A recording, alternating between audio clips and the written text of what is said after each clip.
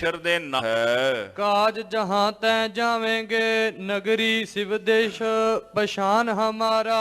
ਜਿੱਥੇ ਅਸਲ ਸਾਡਾ ਕਾਰਜ ਹੈ ਨਾ, ਉੱਥੇ ਹੀ ਅਸੀਂ ਜਾਣਾ ਹੈ। ਸਤਿਗੁਰੂ ਕਹਿੰਦੇ ਸਾਡੀ ਨਗਰੀ ਹੈ ਸ਼ਿਵ ਦੇਸ਼। ਸ਼ਿਵ ਦੇਸ਼ ਦਾ ਮਤਲਬ ਹੈ ਕਿ ਕਲਿਆਣ ਰੂਪ ਜਿਹੜੀ ਨਗਰੀ ਹੈ ਉਹ ਹੈ ਜੀ ਪਰਮੇਸ਼ਰ ਦਾ ਘਰ। ਮਹਾਰਾਜ ਸੱਚੇ ਪਾਤਸ਼ਾਹ ਗੁਰੂ ਨਾਨਕ ਸਾਹਿਬ ਜੀ ਵੀ ਫਰਮਾਨ ਕਰਦੇ ਨੇ ਕਿ ਅਸਲ ਵਿੱਚ ਉਹ ਪਰਮੇਸ਼ਰ ਜਿਹੜਾ ਉਹ ਕਲਿਆਣ ਰੂਪ ਹੈ, ਅਕਾਲ ਪੁਰਖ ਕਲਿਆਣ ਰੂਪ ਹੈ। ਉਹਦੇ ਘਰ ਦੇ ਵਿੱਚ ਜਾਣਾ ਉਹੀ ਸਾਡਾ ਅਸਲੀ ਘਰ ਹੈ। ਅਕਾਲ ਪੁਰਖ ਸਾਡਾ ਅਸਲੀ ਘਰ ਹੈ। ਭੂਲੇ ਸੋ ਗੋਰਖ ਉੱਤਮ ਪੰਥ ਤੇ ਔਦ ਵਧਾਏ ਕੈ ਮਾਨ ਅਪਾਰਾ। ਸਤਿਗੁਰੂ ਕਹਿੰਦੇ ਜਿਹੜਾ ਉੱਤਮ ਪੰਥ ਹੈ ਨਾ, ਜਿਹੜਾ ਪੰਥ ਪਰਮੇਸ਼ਰ ਦੀ ਪ੍ਰਾਪਤੀ ਦਾ ਪੰਥ ਹੈ, ਗੋਰਖਨਾਥ ਤੁਹਾਡਾ ਗੁਰੂ ਉਸ ਪੰਥ ਤੋਂ ਭੁੱਲ ਗਿਆ। ਅਸਲ ਵਿੱਚ ਉਹ ਕੁਮਾਰਗ ਤੇ ਪੈ ਗਿਆ, ਉਲਝ ਗਿਆ। ਜਿਸ ਰਸਤੇ ਜਾ ਰਿਹਾ ਸੀ ਉਸ ਰਸਤੇ ਤੋਂ ਉਹ ਕੁਮਾਰਗਾਂ ਤੇ ਹੁਣ ਧੱਕੇ ਖਾਣ ਲੱਗ ਪਿਆ। ਤੇ ਸਤਿਗੁਰੂ ਕਹਿੰਦੇ ਹੁਣ ਕੇਵਲ ਉਹਦੇ ਜੀਵਨ ਵਿੱਚ ਭਟਕਣਾ ਰਹਿ ਗਈ, ਹੋਰ ਕੁਝ ਨਹੀਂ ਰਹਿ ਗਿਆ। ਹੁਣ ਸਿੱਧਾ ਨੂੰ ਤਾਂ ਇਹ ਲੱਗਦਾ ਸੀ ਨਾ ਵੀ ਇਹ ਕੁਰਾਏ ਪਿਆ। ਇੱਕ ਛੋਟੀ ਜਿਹੀ ਉਦਾਹਰਨ ਹੈ, ਜਦੋਂ ਗੁਰੂ ਨਾਨਕ ਸਾਹਿਬ ਜੀ ਮਹਾਰਾਜ, ਆਪਾਂ ਇਹ ਕਥਾ ਪਿੱਛੇ ਸਰਵਣ ਕਰ ਚੁੱਕੇ ਹਾਂ, ਵੇਈ ਨਦੀ ਵਿੱਚੋਂ ਜਦੋਂ ਬਾਹਰ ਨਿਕਲੇ, ਸਤਿਗੁਰੂ ਜੀ ਜਾ ਕੇ ਸ਼ਮਸ਼ਾਨ ਭੂਮੀ ਦੇ ਵਿੱਚ ਬਹਿ ਗਏ। ਤੇ ਗੁਰਦੇਵ ਜੀ ਨੂੰ ਨਗਰ ਦੇ ਲੋਕ ਕਹਿੰਦੇ ਵੀ ਕੁਰਾਈ ਆ। ਤੇ ਜਿਸ ਦਿਨ ਭਾਈ ਮਰਦਾਨਾ ਸਾਹਿਬ ਜੀ ਬੇਬੇ ਨਾਨਕੀ ਕੋਲ ਪ੍ਰਸ਼ਾਦਾ ਛਕਣ ਆਉਂਦੇ ਸੁਲਤਾਨਪੁਰ ਸਾਹਿਬ, ਤੇ ਉਹ ਕਹਿੰਦੇ ਵੀ ਕੁਰਾਈਏ ਦਾ ਡੂਮ। ਇੱਕ ਦਿਨ ਭਾਈ ਮਰਦਾਨਾ ਜੀ ਦੁਖੀ ਹੋ ਕੇ ਕਹਿਣ ਲੱਗੇ, ਪਾਤਸ਼ਾਹ ਇਹ ਤਾਂ ਰੋਜ਼ ਮੈਨੂੰ ਕੁਰਾਈਏ ਦਾ ਡੂਮ ਕਹਿੰਦੇ ਨੇ। ਗੁਰੂ ਨਾਨਕ ਸਾਹਿਬ ਸੱਚੇ ਪਾਤਸ਼ਾਹ ਮਹਾਰਾਜ ਕਹਿਣ ਲੱਗੇ, ਮਰਦਾਨਿਆ ਫਿਰ ਕੀ ਹੋ ਗਿਆ? ਕਸੂਰ ਅਸਲ ਦੇ ਵਿੱਚ ਇਹਨਾਂ ਲੋਕਾਂ ਦਾ ਨਹੀਂ, ਇਹ ਵਿਚਾਰੇ ਨਾ ਆਪ ਕੁਰਾਹੇ ਪਏ ਹੋਏ ਨੇ।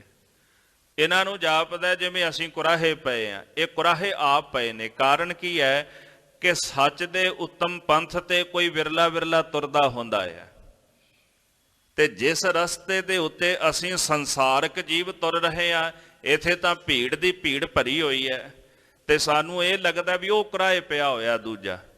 ਮਹਾਰਾਜ ਕਹਿੰਦੇ ਅਸਲ ਦੇ ਵਿੱਚ ਕੁਰਾਹੇ ਇਹ ਲੋਕ ਪਏ ਹੋਏ ਨੇ। ਇਹਨਾਂ ਨੂੰ ਜਾਪਦਾ ਵੀ ਅਸੀਂ ਕੁਰਾਹੇ ਪੈ ਗਏ ਆ, ਇਹ ਤਾਂ ਸਾਨੂੰ ਕੁਰਾਈਆ ਕਹਿੰਦੇ ਨੇ। ਮਰਦਾਨਿਆ ਚਿੰਤਾ ਨਾ ਕਰ, ਇਹ ਆਪ ਵਿਚਾਰੇ ਭਟਕੇ ਹੋਏ ਕੁਰਾਹੇ ਪਏ ਹੋਏ ਲੋਕ ਨੇ। ਜਿਵੇਂ ਕਹਿੰਦੇ ਨਾ, ਰੋਗੀ ਕਹਿ ਭਾਣੈ ਸਭ ਰੋਗੀ। ਜਿਵੇਂ ਰੋਗੀ ਨੂੰ ਲੱਗਦਾ ਵੀ ਸਾਰੇ ਹੀ ਰੋਗੀ ਨੇ, ਦੁਖੀ ਨੂੰ ਲੱਗਦਾ ਵੀ ਸਾਰੇ ਦੁਖੀ ਨੇ, ਸੁਖੀ ਨੂੰ ਲੱਗਦਾ ਵੀ ਸਾਰੇ ਸੁਖੀ ਨੇ। ਸੁਖੀਏ ਕੋ ਪੇਖੈ ਸਭ ਸੁਖੀ ਹੈ, ਰੋਗੀ ਕਹਿ ਭਾਣੈ ਸਭ ਰੋਗੀ। ਮਹਾਰਾਜ ਕਹਿੰਦੇ ਅਸਲ ਵਿੱਚ ਆਪ ਕੁਰਾਹੇ ਪਏ ਹੋਏ ਨੇ। ਇਹਨਾਂ ਨੂੰ ਲੱਗਦਾ ਕਿ ਸ਼ਾਇਦ ਸਾਰੀ ਦੁਨੀਆ ਹੀ ਕੁਰਾਹੇ ਪਈ ਹੋਈ ਹੈ। ਇਸ ਵਾਸਤੇ ਗੁਰੂ ਨਾਨਕ ਸਾਹਿਬ ਜੀ ਮਹਾਰਾਜ ਸੱਚੇ ਪਾਤਸ਼ਾਹ ਕਹਿਣ ਲੱਗੇ, ਤੇਰਾ ਗੁਰੂ ਜਿਹੜਾ ਗੋਰਖਨਾਥ ਹੈ ਨਾ, ਉਹ ਉੱਤਮ ਪੰਥ ਤੋਂ ਉਲਝ ਕੇ ਕੁਰਾਹੇ ਪੈ ਗਿਆ ਹੈ। ਤੇ ਸਾਹਿਬ ਸੱਚੇ ਪਾਤਸ਼ਾਹ ਕਹਿੰਦੇ ਉਹਨੂੰ ਸਿੱਧੇ ਰਸਤੇ ਪਾਉਣ ਵਾਸਤੇ ਅਸੀਂ ਇੱਥੇ ਆਏ ਹਾਂ। ਤੇ ਵਧਾਏ ਕੈ ਮਾਨ ਅਪਾਰਾ। ਆਪਣੇ ਹਿਰਦੇ ਵਿੱਚ ਉਹਨਾਂ ਬੜਾ ਮਾਣ ਹੰਕਾਰ ਵਧਾ ਲਿਆ ਕਿ ਸਾਡੇ ਜਿਹਾ ਹੋਰ ਕੋਈ ਦੂਸਰਾ ਸ੍ਰੇਸ਼ਟ ਨਹੀਂ ਹੈ। ਯੋ ਸੁਨ ਝੰਗਰ ਲੱਜਤ ਹੋਏ ਸੁਮੇਰ ਪੈ ਜਾਏ ਕੈ ਬੈਨ ਉਚਾਰਾ। ਸਤਿਗੁਰਾਂ ਦੇ ਬਚਨ ਸੁਣ ਕੇ ਜਿਹੜਾ ਝੰਗਰਨਾਥ ਸੀ ਉਹ ਬੜਾ ਸ਼ਰਮਿੰਦਾ ਹੋ ਗਿਆ। ਸਾਹਿਬ ਜੀ ਦੇ ਪਾਸੋਂ ਉੱਠ ਕੇ ਸ਼ਮੇਰ ਪਰਬਤ ਦੇ ਉੱਪਰ ਗੋਰਖਨਾਥ ਕੋਲ ਚਲਾ ਗਿਆ ਹੈ। ਸਵਈਆ ਕੋ ਜੁਗਤੀ ਕਰ ਨਾ ਅਟਕੈ ਤਤਕਾਲ ਹੀ ਉੱਤਰ ਦੇਤ ਬਤਾਈ। ਆਖਣ ਲੱਗਾ, ਗੁਰਦੇਵ ਕਿਸੇ ਵੀ ਜੁਗਤੀ ਕਰਕੇ ਉਹ ਨਿਰੁੱਤਰ ਨਹੀਂ ਹੁੰਦਾ, ਉਹਨੂੰ ਹਰਾਇਆ ਨਹੀਂ ਜਾ ਸਕਦਾ। ਜਦੋਂ ਵੀ ਸਵਾਲ ਕਰਦੇ ਆ ਤਤਕਾਲ ਹੀ ਉਹ ਸਾਡੇ ਸਵਾਲ ਦਾ ਉੱਤਰ ਦੇ ਦਿੰਦਾ ਹੈ। ਸੰਗਰ ਬੋਲ ਉਠਿਓ ਹੁਣ ਕੈ ਕਰ ਬਾਦ ਕੋ ਮੈਂ ਤਹਿ ਰੋਕੋ ਜਾਈ। ਜਦੋਂ ਇੰਨੀ ਗੱਲ ਝੰਗਰਨਾਥ ਨੇ ਕਹੀ ਤੇ ਸੰਗਰਨਾਥ ਦੇ ਅੰਦਰ ਦਾ ਜੋਗ ਦਾ ਬਲ ਹੁਲਾਰਾ ਦੇਣ ਲੱਗ ਪਿਆ ਵੀ ਮੇਰੇ ਤੋਂ ਉੱਤਮ ਕੋਈ ਹੈ। ਇਹੋ ਜੀ ਭਾਵਨਾ ਕਰੀਬਨ ਹਰ ਬੰਦੇ ਦੇ ਅੰਦਰ ਹੁੰਦੀ ਵੀ ਮੇਰੇ ਤੋਂ ਸ੍ਰੇਸ਼ਟ ਕੋਈ ਹੋ ਸਕਦਾ। ਸੰਗਰਨਾਥ ਸੋਚਣ ਲੱਗਾ ਵੀ ਇਹ ਹਾਰ ਕੇ ਆ ਗਿਆ, ਮੈਂ ਤਾਂ ਸਭ ਤੋਂ ਉੱਤਮ ਆ। ਤੇ ਉਸ ਵਕਤ ਕਹਿਣ ਲੱਗਾ, ਗੁਰਦੇਵ ਮੈਂ ਜਾ ਕੇ ਉਹਨੂੰ ਰੋਕਦਾ ਹਾਂ। ਗੋਰਖ ਆਇਸ ਲੈ ਤਬੈ ਕਰ ਰੋਸ ਚਲਿਓ ਗੁਰ ਕੇ ਟਗਤਾਈ। ਗੋਰਖਨਾਥ ਦੀ ਆਗਿਆ ਲੈ ਕੇ ਸੰਗਰਨਾਥ ਰੋਸ ਵਿੱਚ ਆ ਕੇ ਮਹਾਰਾਜ ਦੇ ਕੋਲ ਆ ਗਿਆ। ਜਿਉ ਬਿਨ ਤਾ ਸੁਤ ਕੋ ਚਹ ਚੀਤਨ ਪੰਨੰਗ ਬਾਰ ਹੀ ਬਾਰ ਸਦਾਈ। ਭਾਈ ਸੰਤੋਖ ਸਿੰਘ ਜੀ ਕਹਿੰਦੇ ਜਿਵੇਂ ਬਨਤਾ ਸੁਤ, ਬਨਤਾ ਦਾ ਪੁੱਤਰ ਯਾਨੀ ਗਰੜ, ਉਹਨੂੰ ਜਿੱਤਣ ਵਾਸਤੇ ਜਿਵੇਂ ਵਾਰ-ਵਾਰ ਕਹਿੰਦੇ ਸੱਪ ਜਾਂਦੇ ਨੇ ਨਾ, ਇਸੇ ਤਰ੍ਹਾਂ ਗੁਰੂ ਨਾਨਕ ਸਾਹਿਬ ਜੀ ਨੂੰ ਜਿੱਤਣ ਵਾਸਤੇ ਵਾਰ-ਵਾਰ ਸਿੱਧ ਆਉਂਦੇ ਹਨ। ਦੋਹਰਾ ਗਏ ਅਗਾਰੀ ਕੋ ਗੁਰ ਗਿਰਮੀ ਨਾ ਜੈ ਨਾਮ। ਸਤਿਗੁਰ ਜੀ ਜਿੱਥੇ ਬਿਰਾਜੇ ਸਨ, ਇੱਥੋਂ ਉੱਠ ਕੇ ਗੁਰੂ ਨਾਨਕ ਸਾਹਿਬ ਜੀ ਕੁਝ ਕੁ ਅੱਗੇ ਚਲੇ ਗਏ। ਕਵੀ ਜੀ ਕਹਿੰਦੇ ਅੱਗੇ ਇੱਕ ਛੋਟਾ ਜਿਹਾ ਪਰਬਤ ਹੈ ਜਿਹਦਾ ਨਾਮ ਮੀਨਾ ਹੈ। ਉਸ ਮੀਨਾ ਨਾਮ ਦੇ ਪਹਾੜ ਦੇ ਉੱਪਰ ਪਾਤਸ਼ਾਹ ਜਾ ਪਹੁੰਚੇ ਹਨ। ਵੈਸੇ ਆਸਨ ਲਾਏ ਤੈ ਹਨਨ ਮਾਨ ਸਿਧ ਕਾਮ। ਉਥੇ ਪਹਾੜ ਤੇ ਆਸਣ ਲਾ ਕੇ ਗੁਰਦੇਵ ਜੀ ਬਿਰਾਜਮਾਨ ਹੋ ਗਏ। ਸਿੱਧਾਂ ਦਾ ਮਾਣ ਹੰਕਾਰ ਤੋੜਨਾ ਜਿਨ੍ਹਾਂ ਦਾ ਮੁੱਖ ਕੰਮ ਹੈ। ਸਤਿਗੁਰਾਂ ਦਾ ਕਾਰਜ ਹੀ ਇਹੀ ਹੈ ਵੀ ਗਰਭ ਗੰਜਨ ਸਰਬ ਭੰਜਨ ਮੁਕਤਦਾਇਕ ਕਾਮ। ਜਿਹੜੇ ਹੰਕਾਰੀ ਨੇ, ਹੰਕਾਰੀਆਂ ਦਾ ਹੰਕਾਰ ਤੋੜਨਾ, ਸਾਰਿਆਂ ਨੂੰ ਜਿੱਥੇ ਪੈਦਾ ਕਰਨਾ ਉੱਥੇ ਸਾਰਿਆਂ ਨੂੰ ਭੰਨਣਾ, ਉਥੇ ਨਾਲ ਫਿਰ ਪਿਆਰਿਆਂ ਨੂੰ ਮੁਕਤੀ ਵੀ ਦੇਣੀ। ਮੁਕਤਦਾਇਕ ਕੰਮ ਇਹੀ ਪਰਮੇਸ਼ਰ ਦਾ ਕੰਮ ਹੈ। ਗੁਰੂ ਨਾਨਕ ਸਾਹਿਬ ਜੀ ਨਾਲ ਸਿੱਧਾਂ ਦਾ ਮਾਣ ਹੰਕਾਰ ਤੋੜਨ ਵਾਸਤੇ ਉਥੇ ਬਿਰਾਜਮਾਨ ਹੋ ਗਏ ਹਨ। ਸੰਗਰ ਬੋਲਿਓ ਆਨ ਕੈ ਬਾਲੇ ਹੈ ਆਦੇਸ਼। ਸੰਗਰ ਨਾਥ ਆ ਕੇ ਬੋਲਿਆ ਬਾਲੇ ਆਦੇਸ਼ ਆਦੇਸ਼। ਇਸ ਤਰ੍ਹਾਂ ਪਾਤਸ਼ਾਹ ਨੇ ਸੁਣਿਆ ਹੈ। ਸੁਨ ਤੂਸ਼ਨ ਮੁਕਤੇ ਰਹੇ ਮੁਸਕਾਨੇ ਜਗਤੇਸ਼। ਪਰ ਸਤਿਗੁਰਾਂ ਨੇ ਅੱਗੋਂ ਜਵਾਬ ਨਹੀਂ ਦਿੱਤਾ। ਮਹਾਰਾਜ ਖਾਮੋਸ਼ ਹੋ ਕੇ ਬੈਠੇ ਰਹੇ ਤੇ ਆਪਣੇ ਮੁਖ ਦੁਆਰਾ ਮਿੱਠਾ ਮਿੱਠਾ ਮੁਸਕਰਾ ਰਹੇ ਹਨ। ਸੋਰਠਾ ਰਿਸਮੈ ਸੰਗਰ ਹੋਏ ਅਸ ਬਿਦ ਬਚਨ ਅਲਾਵਹੀ। ਜਦੋਂ ਸਤਿਗੁਰਾਂ ਨੇ ਜਵਾਬ ਨਾ ਦਿੱਤਾ ਤੇ ਸੰਗਰਨਾਥ ਨੂੰ ਕ੍ਰੋਧ ਆ ਗਿਆ। ਗੁੱਸੇ ਦੇ ਵਿੱਚ ਆ ਕੇ ਸੰਗਰਨਾਥ ਕਹਿਣ ਲੱਗਾ ਹੈ, ਉੱਤਰ ਦੇਤ ਨ ਕੋਏ ਮਾਈ ਮੁੰਡਾ ਹਸਤ ਹੈ। ਸਤਿਗੁਰੂ ਮੁਸਕਰਾਉਂਦੇ ਨੇ, ਆਖਦਾ ਕਿ ਉੱਤਰ ਨਹੀਂ ਦਿੰਦੇ। ਮਾਈ ਮੁੰਡਾ ਕੋ ਹੱਸੀ ਜਾਂਦਾ ਹੈ, ਮੇਰੀ ਗੱਲ ਦਾ ਜਵਾਬ ਕਿਉਂ ਨਹੀਂ ਦਿੰਦੇ? ਕਬਿਤ ਮਾਈ ਮੁੰਡਾ ਗੋਰਖਾ ਹੈ ਤੀਖਨਾ ਨ ਦਿਨੀ ਤੋਹੇ। ਸਤਿਗੁਰੂ ਆਖਣ ਲੱਗੇ, ਸੰਗਰਨਾਥ ਮਾਈ ਮੁੰਡਾ ਤਾਂ ਤੇਰਾ ਗੁਰੂ ਗੋਰਖਨਾਥ ਹੈ, ਜਿਹਨੇ ਤੈਨੂੰ ਸਿੱਖਿਆ ਨਹੀਂ ਦਿੱਤੀ। ਜੇ ਉਹਨੇ ਸਿੱਖਿਆ ਦਿੱਤੀ ਹੁੰਦੀ ਤੇ ਤੇਰੇ ਅੰਦਰ ਘੱਟੋ ਘੱਟ ਨਿਮਰਤਾ ਤਾਂ ਹੁੰਦੀ, ਤੇਰੇ ਅੰਦਰ ਮਿਠਾਸ ਹੁੰਦੀ ਨਿਮਰਤਾ ਦੀ। ਅਸਲ ਵਿੱਚ ਤੇਰਾ ਗੁਰੂ ਹੀ ਕੱਚਾ ਹੈ। ਕਬੀਰ ਸਾਹਿਬ ਜੀ ਕਹਿੰਦੇ ਨਾ, ਕਬੀਰ ਮਾਈ ਮੁੰਡੋ ਤੇ ਗੁਰੂ ਕੀ ਜਾਤੇ ਭਰਮ ਨਾ ਜਾਏ। ਉਸ ਗੁਰੂ ਦੀ ਮਾਂ ਹੀ ਮੁੰਨਦੇ ਆ। ਇਹਦਾ ਭਾਵ ਕੀ ਹੈ ਵੀ ਜਿਵੇਂ ਗੁਰੂ ਦਾ ਅੱਗੋਂ ਗੁਰੂ ਹੋ ਗਿਆ। ਕਬੀਰ ਜੀ ਕਹਿੰਦੇ ਉਸ ਗੁਰੂ ਦੀ ਮੈਂ ਮਾਂ ਮੁੰਨਦਿਆਂ, ਜਿਸ ਗੁਰੂ ਤੋਂ ਭਰਮ ਨਹੀਂ ਦੂਰ ਹੁੰਦਾ, ਭਰਮ ਨਹੀਂ ਨਿਵਰਤ ਹੁੰਦਾ। ਹੁਣ ਗੋਰਖ ਦਾ ਗੁਰੂ ਮਛੰਦਰਨਾਥ, ਮਛੰਦਰ ਦਾ ਗੁਰੂ ਸ਼ਿਵ ਮੰਨਿਆ ਜਾਂਦਾ ਹੈ। ਤੇ ਉਹਦੇ ਤੋਂ ਹੀ ਯੋਗ ਸਾਧਨਾ ਇਹ ਚੱਲੀ ਹੈ। ਮਛੰਦਰਨਾਥ ਹੁਣ ਗੋਰਖ ਕਿਉਂ ਉੱਤਮ ਹੋਇਆ? ਕਿਉਂਕਿ ਮਛੰਦਰਨਾਥ ਜਿਹੜਾ ਸੀਗਾ, ਇੱਕ ਰਾਜੇ ਨੇ ਸਰੀਰ ਛੱਡਿਆ ਤੇ ਉਹਦੇ ਸਰੀਰ ਵਿੱਚ ਜਾ ਕਰਕੇ ਪਦਾਰਥ ਭੋਗਦਾ ਰਿਹਾ। ਇਹਨੇ ਮਨਾ ਕਰ ਦਿੱਤਾ ਮਛੰਦਰਨਾਥ ਨੇ ਵੀ ਕੋਈ ਕੰਨ ਪਾਟਾ ਯੋਗੀ ਨਹੀਂ ਆਉਣਾ ਚਾਹੀਦਾ ਇੱਥੇ। ਹੁਣ ਯੋਗੀਆਂ ਦਾ ਆਣਾ ਜਾਣਾ ਬੰਦ ਹੋ ਗਿਆ ਰਿਆਸਤ ਵਿੱਚ। ਤੇ ਗੋਰਖਨਾਥ ਇਹਦਾ ਚੇਲਾ ਸੀਗਾ। ਉਹਨੇ ਸੋਚਿਆ ਵੀ ਇਸ ਤਰ੍ਹਾਂ ਗੱਲ ਨਹੀਂ ਬਣਨੀ, ਵੀ ਸਾਡਾ ਗੁਰੂ ਵਸ਼ਈ ਹੋ ਗਿਆ, ਸਾਰੀ ਉਮਰ ਬੰਦਗੀ ਕੀਤੀ, ਯੋਗ ਸਾਧਨਾ ਸਾਧੀ, ਸਾਡੇ ਜਿਹੇ ਸਿੱਧ ਪੈਦਾ ਕੀਤੇ ਤੇ ਹੁਣ ਆਪ ਵਿਸ਼ੇ ਵਿਕਾਰਾਂ ਵਿੱਚ ਫਸ ਗਿਆ। ਤੋ ਗੋਰਖਨਾਥ ਨੇ ਕੀ ਕੀਤਾ ਵੀ ਜਿਹੜੇ ਉਹ ਭੰਡ ਹੁੰਦੇ ਨਾ, ਗਾਉਣ ਵਾਲੇ, ਵਜਾਉਣ ਵਾਲੇ, ਨਾਚ ਕਰਨ ਵਾਲੇ, ਉਹਨਾਂ ਦੇ ਨਾਲ ਰਲ ਗਿਆ ਤੇ ਮਰਦੰਗ ਵਜਾਉਣ ਵਾਲਾ ਬਣ ਗਿਆ ਤੇ ਨਾਲ ਚਲਾ ਗਿਆ। ਤੇ ਜਾ ਕੇ ਜਦੋਂ ਗਾਉਣ ਵਾਲੇ ਗਾਉਣ ਲੱਗੇ ਨਾ, ਤੇ ਫਿਰ ਇਹਨੇ ਥਾਪ ਮਾਰੀ ਮਰਦੰਗ ਦੇ ਪੁੜੇ ਉੱਪਰ, ਜਾਗ ਮਛੰਦਰਾ ਗੋਰਖ ਆਏ। ਆਖਦੇ ਮਛੰਦਰਨਾਥ ਜਾਗ, ਗੋਰਖ ਆ ਗਿਆ ਹੁਣ। ਫਿਰ ਉਦੋਂ ਉਪਦੇਸ਼ ਦੇ ਕਰਕੇ ਮਛੰਦਰਨਾਥ ਨੂੰ ਉਹਦੇ ਸਰੀਰ ਵਿੱਚੋਂ ਬਾਹਰ ਕੱਢਿਆ। ਆਖਿਆ ਵੀ ਤੁਸੀਂ ਤਾਂ ਸਾਨੂੰ ਇਸ ਪਾਸੇ ਜੋੜਨ ਵਾਲੇ, ਵੀ ਦੁਨੀਆ ਦੇ ਵਿੱਚ ਵਿਸ਼ੇ ਵਿਕਾਰ ਜ਼ਹਿਰ ਰੂਪ ਨੇ ਤੇ ਆਪ ਤੁਸੀਂ ਇਹਨਾਂ ਵਿਕਾਰਾਂ ਵਿੱਚ ਫਸ ਗਏ। ਇਸ ਕਰਕੇ ਗੋਰਖਨਾਥ ਜਿਹੜਾ ਇਹ ਸਭ ਤੋਂ ਉੱਤਮ ਸਿੱਧ ਮੰਨਿਆ ਗਿਆ, ਵੀ ਜਿਹਨੇ ਮਛੰਦਰਨਾਥ ਨੂੰ ਆਪਣੇ ਗੁਰੂ ਨੂੰ ਵੀ ਉਪਦੇਸ਼ ਦੇ ਕੇ ਸਹੀ ਰਾਹ ਪਾਇਆ। ਇਸ ਕਰਕੇ ਕਬੀਰ ਜੀ ਕਹਿੰਦੇ ਵੀ ਉਸ ਗੁਰੂ ਦੀ ਮੈਂ ਮਾਂ ਮੁੰਨਦਿਆਂ, ਭਾਵ ਉਸ ਗੁਰੂ ਦਾ ਅੱਗੋਂ ਗੁਰੂ ਮੁੰਨਦਿਆਂ, ਜਿਹਦੇ ਕਰਕੇ ਮਨ ਦਾ ਭਰਮ ਨਾ ਦੂਰ ਹੋਵੇ। ਗੁਰੂ ਨਾਨਕ ਸਾਹਿਬ ਜੀ ਆਖਣ ਲੱਗੇ, ਮਾਈ ਮੁੰਡਾ ਗੋਰਖ ਹੈ, ਦੇਖਣਾ ਨਾ ਦੀਨੀ ਤੋਹੇ, ਅਸਲ ਵਿੱਚ ਮਾਈ ਮੁੰਡਾ ਤਾਂ ਤੇਰਾ ਗੁਰੂ ਗੋਰਖਨਾਥ ਹੈ, ਜਿਹਨੇ ਤੈਨੂੰ ਚੰਗੀ ਸਿੱਖਿਆ ਨਹੀਂ ਦਿੱਤੀ। ਕਾਨ ਪਾਰ ਮੁੰਦਰਾ ਪਾਏ ਬਿਮਤ ਬਨਾਇਓ ਹੈ। ਤੇਰੇ ਕੰਨ ਪਾੜ ਕੇ ਕੰਨਾਂ ਵਿੱਚ ਮੁੰਦਰਾਂ ਪਾ ਦਿੱਤੀਆਂ। ਸਤਿਗੁਰੂ ਕਹਿੰਦੇ ਤੈਨੂੰ ਮਾੜੀ ਮੱਤ ਵਾਲਾ ਉਹਨੇ ਬਣਾ ਦਿੱਤਾ, ਮੂਰਖ ਬਣਾ ਦਿੱਤਾ ਹੈ। ਮੂੰਡ ਕੋ ਮੁੰਡਾਏ ਨਿਜ ਗੋਤ ਕੋ ਲਜਾਏ। ਸਿਰ ਮੁੰਨਾ ਲਿਆ, ਤੁਸੀਂ ਸੋਚਿਆ ਵੀ ਸ਼ਾਇਦ ਇਹਦੇ ਨਾਲ ਮੁਕਤੀ ਮਿਲ ਜਾਏ, ਤੇ ਸਤਿਗੁਰੂ ਸਾਹਿਬ ਜੀ ਬਾਣੀ ਵਿੱਚ ਫਰਮਾਨ ਕਰਦੇ, ਮੂੰਡ ਮੁੰਡਾਏ ਜੋ ਸਿੱਧ ਪਾਈ, ਮੁਕਤੀ ਭੇੜ ਨਾ ਗਈਆ ਕਾਈ। ਜੇ ਮੂੰਡ ਮੁੰਡਾਉਣ ਦੇ ਨਾਲ ਸਿੱਧੀ ਦੀ ਪ੍ਰਾਪਤੀ ਹੁੰਦੀ ਹੈ ਤੇ ਭੇਡ ਨੂੰ ਤਾਂ ਵੇਖੋ ਕਿਵੇਂ ਮੁੰਨਿਆ ਜਾਂਦਾ, ਫਿਰ ਭੇਡ ਮੁਕਤ ਕਿਉਂ ਨਾ ਹੋ ਗਈ। ਜੇ ਮੂੰਡ ਮੁੰਡਾਉਣ ਨਾਲ ਕੋਈ ਮੁਕਤ ਹੁੰਦਾ ਤੇ ਭੇਡ ਨੂੰ ਹੁਣ ਤੱਕ ਮੁਕਤ ਹੋ ਜਾਣਾ ਚਾਹੀਦਾ।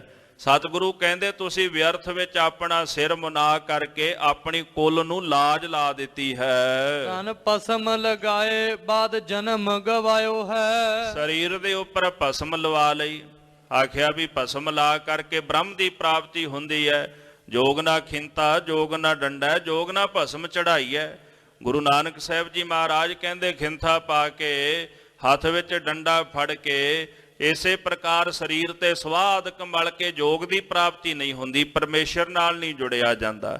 ਤੁਸੀਂ ਸਰੀਰ ਦੇ ਉੱਪਰ ਇਸ ਤਰ੍ਹਾਂ ਇਹ ਭਸਮ ਲਾ ਲਈ ਤੇ ਆਪਣਾ ਜਨਮ ਹੀ ਵਿਅਰਥ ਗਵਾ ਲਿਆ। ਜਿਵੇਂ ਇੱਕ ਯੋਗੀ ਭਾਈ ਸੁਥਰੇ ਸ਼ਾਹ ਨੂੰ ਮਿਲਿਆ, ਭਾਈ ਸੁਥਰਾ ਸ਼ਾਹ ਆਖਣ ਲੱਗੇ, ਯੋਗੀ ਜੀ ਸਰੀਰ ਤੇ ਸਵਾਹ ਕਿਉਂ ਮਲੀ ਹੈ? ਕਹਿੰਦਾ ਜੀ ਗੁੱਸਾ ਸ਼ਾਂਤ ਹੋ ਜਾਂਦਾ, ਜਿਵੇਂ ਸਵਾਹ ਸ਼ਾਂਤ ਹੁੰਦੀ ਹੈ ਤੇ ਗੁੱਸਾ ਇਦਾਂ ਸ਼ਾਂਤ ਹੁੰਦਾ ਹੈ। ਤੇ ਭਾਈ ਸੁਥਰਾ ਥੋੜਾ ਜਿਹਾ ਤਸੀਰ ਉਹਨਾਂ ਦੀ ਮਖੌਲੀਆ ਸੀ, ਆਖਣ ਲੱਗੇ ਯੋਗੀ ਜੀ ਫਿਰ ਇਹ ਸਵਾਹ ਜਿਹੜੀ ਹੈ ਕਿੱਥੋਂ ਲਈ ਹੈ?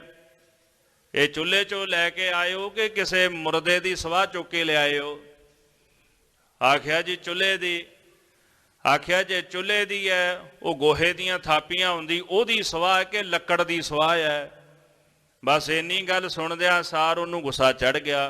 ਕਹਿੰਦਾ ਖੜ ਤੈਨੂੰ ਦੱਸਦਾ ਆ ਵੀ ਕਾਹਦੀ ਸਵਾਹ ਲਈ ਹੈ। ਭਾਈ ਸੁਥਰਾ ਕਹਿੰਦਾ ਹੁਣ ਤਾਂ ਜੇ ਕਹਿ ਕੇ ਹਟਿਆ ਵੀ ਜਿਵੇਂ ਸਵਾਹ ਸ਼ਾਂਤ ਹੋ ਗਈ ਉਵੇਂ ਮੇਰਾ ਕ੍ਰੋਧ ਸ਼ਾਂਤ ਹੋ ਗਿਆ, ਪਰ ਤੇਰੇ ਅੰਦਰ ਤਾਂ ਭਾਂਬੜ ਬਲਦੇ ਪਏ ਨੇ ਕ੍ਰੋਧ ਦੇ। ਵੀ ਇੰਨੀ ਗੱਲ ਤੋਂ ਹੀ ਖਿੱਚ ਗਿਆ। ਮੈਂ ਤਾਂ ਤੈਨੂੰ ਇਹੀ ਪੁੱਛਿਆ ਨਾ ਵੀ ਚੁੱਲ੍ਹੇ ਦੀ ਕਿ ਮਸਾਣ ਦੀ ਹੈ, ਇਹ ਗੋਹੇ ਦੀ ਹੈ ਜਾਂ ਲੱਕੜ ਦੀ ਸਵਾਹ ਹੈ? ਅਜੇ ਤਾਂ ਤੇਰਾ ਮਨ ਸ਼ਾਂਤ ਨਹੀਂ ਹੋਇਆ ਤੇ ਤੇਰੀ ਮਲੀ ਸਵਾਹ ਕੀ ਕਰੇਗੀ? ਤੋ ਸਵਾਹ ਮਲਣ ਦਾ ਇੱਕ ਭਾਵ ਵੀ ਇਹ ਮੰਨਿਆ ਜਾਂਦਾ ਹੈ ਵੀ ਸਰੀਰ ਉੱਪਰ ਸਵਾਹ ਤਾਂ ਮਲਦੇ ਜਿਵੇਂ ਅੰਤ ਨੂੰ ਸਰੀਰ ਸੜ ਕੇ ਖਾਕ ਬਣ ਜਾਂਦਾ ਨਾ, ਉਹ ਭਾਵ ਹੁੰਦਾ ਵੀ ਇਹ ਸਰੀਰ ਖਾਕ ਮਿੱਟੀ ਹੈ। ਪਰ ਅਜੇ ਮਨ ਜਿਹੜਾ ਉਹ ਖਾਕ ਮਿੱਟੀ ਨਹੀਂ ਬਣਿਆ ਤੇ ਸਰੀਰ ਤੇ ਇਦਾਂ ਸਵਾਹ ਮਿੱਟੀ ਮਲਣ ਨਾਲ ਕੀ ਹੋ ਜਾਣਾ ਹੈ। ਮਹਾਰਾਜ ਸੱਚੇ ਪਾਤਸ਼ਾਹ ਕਹਿੰਦੇ ਐਵੇਂ ਸਰੀਰ ਉੱਪਰ ਤੁਸੀਂ ਸਵਾਹ ਮਲ ਕੇ ਬਾਦ ਜਨਮ ਗਵਾਇਓ ਹੈ, ਆਪਣਾ ਜਨਮ ਵਿਅਰਥ ਗਵਾ ਲਿਆ ਹੈ। ਜੈਸੇ ਨੀਰ ਭੇਕ ਨਹਿ ਕਮਲ ਕੀ ਸਾਰ ਜਾਣੈ। ਸਤਿਗੁਰੂ ਕਹਿੰਦੇ ਜਿਵੇਂ ਪਾਣੀ ਦੇ ਵਿੱਚ ਕਵਲ ਦਾ ਫੁੱਲ ਹੁੰਦਾ ਹੈ ਤੇ ਕਵਲ ਦੇ ਫੁੱਲ ਦੇ ਨਾਲ ਹੇਠਲੇ ਪਾਸੇ ਨਾ ਪਾਣੀ ਵਿੱਚ ਡੱਡੂ ਰਹਿੰਦਾ ਹੈ। ਇੱਕ ਸਾਹਿਬ ਜੀ ਦਾ ਬਚਨ ਆਉਂਦਾ ਹੈ, ਪਦਮਨ ਜਾਵਲ ਜਲ ਰਸ ਸੰਗਤ ਸੰਗ ਦੋਖ ਨਹੀਂ ਰੇ।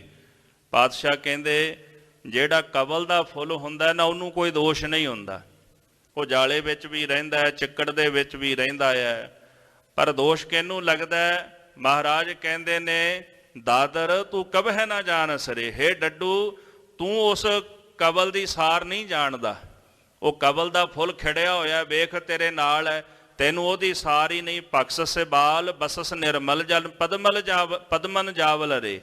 ਤੂੰ ਹਰ ਰੋਜ਼ ਜਾਲਾ ਖਾਨਾ ਹੈ, ਕੀੜੇ ਖਾਨਾ ਹੈ, ਪਾਣੀ ਵਿੱਚ ਰਹਿਣਾ, ਪਰ ਉਹਦੀ ਸਾਰ ਨਹੀਂ ਜਾਣਦਾ। ਨਾ ਤੂੰ ਨਿਰਮਲ ਜਲ ਦੀ ਸਾਰ ਜਾਣੀ, ਨਾ ਤੂੰ ਕਮਲ ਦੇ ਫੁੱਲ ਦੀ ਸਾਰ ਜਾਣੀ। ਤੇ ਸਤਿਗੁਰੂ ਜੀ ਇੱਥੇ ਕਹਿ ਰਹੇ ਨੇ ਕਿ ਜੈਸੇ ਕਵਲ ਦਾ ਫੁੱਲ ਪਾਣੀ ਦੇ ਵਿੱਚ ਰਹਿੰਦਾ, ਡੱਡੂ ਉਹਦੀ ਸਾਰ ਨਹੀਂ ਜਾਣਦਾ। ਸਿੱਧੋ ਇਸੇ ਪ੍ਰਕਾਰ ਤੁਸੀਂ ਵੀ ਪਰਮੇਸ਼ਰ ਦੇ ਨਾਮ ਦੀ ਸਾਰ ਨਹੀਂ ਜਾਣੀ। ਜੁਗਿਆ ਕਹਾਏ ਨਿਜ ਜੋਗ ਕੋਲ ਜਾਇਓ ਹੈ। ਆਪਣੇ ਆਪ ਨੂੰ ਜੋਗੀ ਕਹਾ ਕੇ ਤੁਸੀਂ ਜੋਗ ਨੂੰ ਵੀ ਲਾਜ ਲਾ ਦਿੱਤੀ ਹੈ। ਸੰਗਰ ਸੁਨਤ ਸ਼ਰੁਤ ਹੋਏ ਕੈ ਲਜਤ ਮਤ। ਸਤਿਗੁਰੂ ਜੀ ਦੇ ਬਚਨ ਸੁਣ ਕੇ ਸੰਗਰਨਾਥ ਸਿੱਧ ਜਿਹੜਾ ਸੀ ਸ਼ਰਮਿੰਦਾ ਹੋ ਗਿਆ।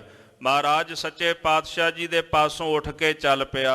ਸੰਸੈ ਧਾਰ ਚਿਤ ਐਸੇ ਬਚਨ ਅਲਾਇਓ ਹੈ। ਆਪਣੇ ਚਿੱਤ ਦੇ ਅੰਦਰ ਸੰਸਾ ਧਾਰਨ ਕਰਕੇ ਉਹਨੇ ਐਸੇ ਬਚਨ ਬੋਲੇ ਹਨ। ਕੌਣ ਹੈ ਜੁਗਤ ਜਾਤੇ ਕ੍ਰੋਧ ਹੂੰ ਕੀ ਜੀਤ ਲੀਜੈ।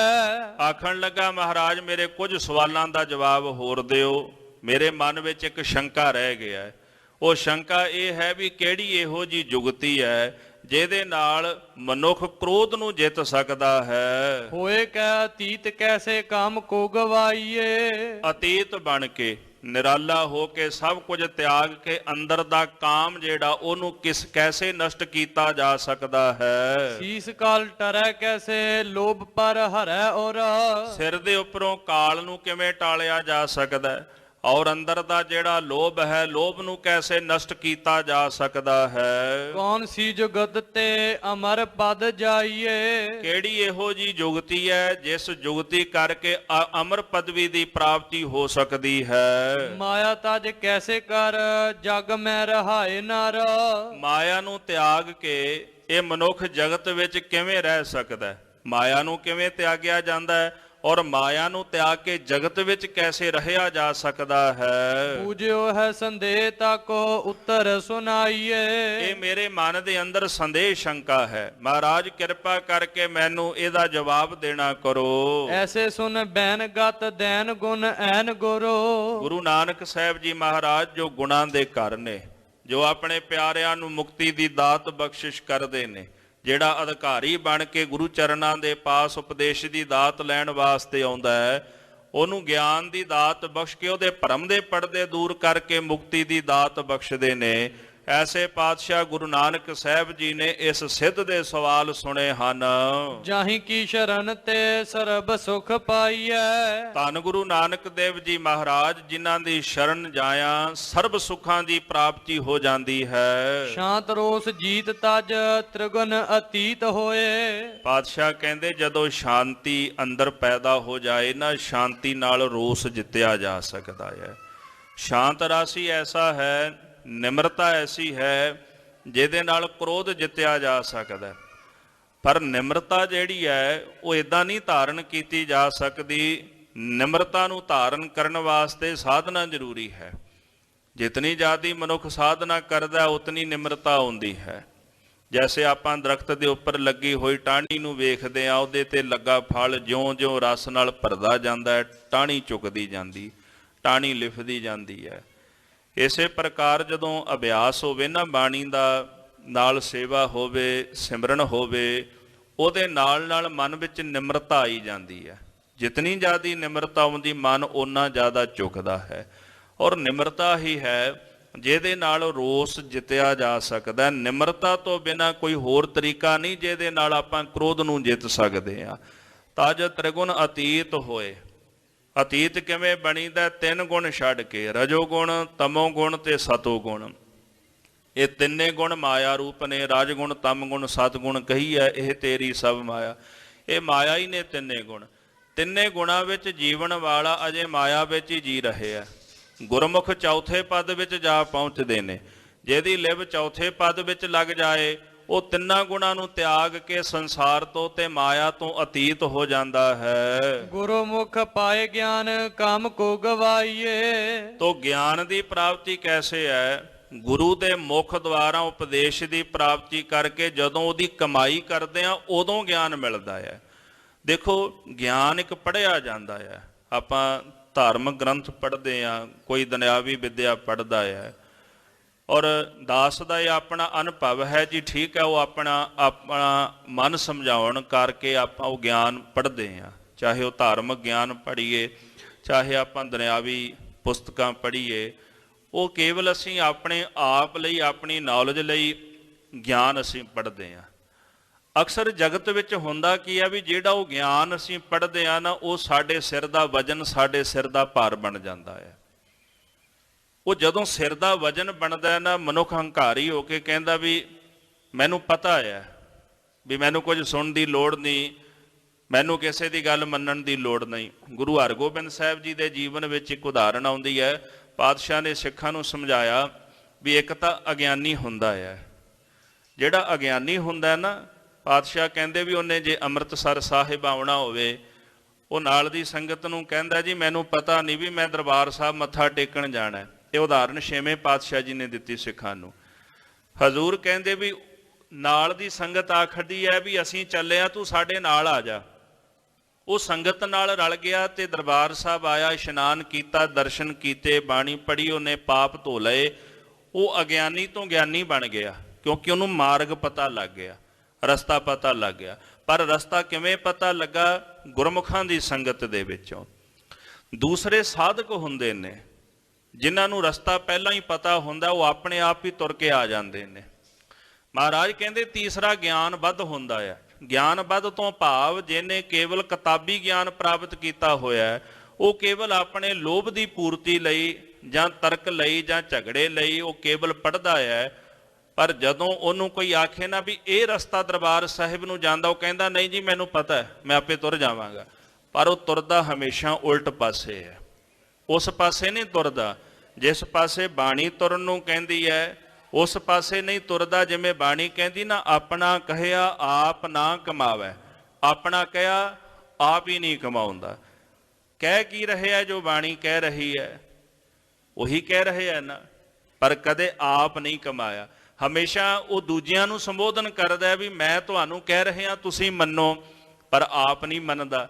ਤੇ ਜੇ ਹੁਣ ਆਪ ਨਹੀਂ ਮੰਨੇਗਾ ਫਿਰ ਉਹਦੇ ਅੰਦਰ ਦਿਸ਼ਾ ਭਰਮ ਰਹੇਗਾ, ਉਹ ਭਟਕਦਾ ਹੀ ਰਹੇਗਾ ਸਾਰੀ ਜ਼ਿੰਦਗੀ, ਉਹ ਕਿਸੇ ਕੰਢੇ ਤੇ ਨਹੀਂ ਪਹੁੰਚੇਗਾ।